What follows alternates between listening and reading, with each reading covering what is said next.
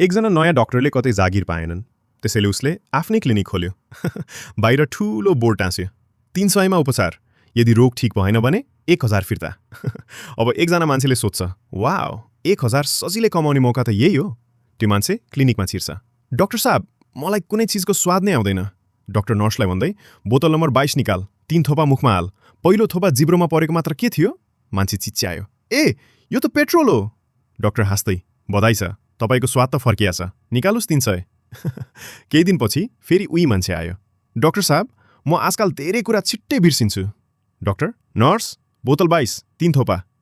मान्छे, तर त्यसमा त पेट्रोल छ नि। डाक्टर, ल, अब त तिम्रो याददाश्त पनि फर्कियो, 300 निकाल्नुस्।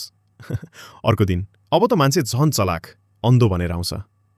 डाक्टर साहब, मेरो आँखाले केही देख्दैन। डाक्टर, यो रोगको दबाई त मेरोमा छैन, यो, ल, 1000 फिर्ता।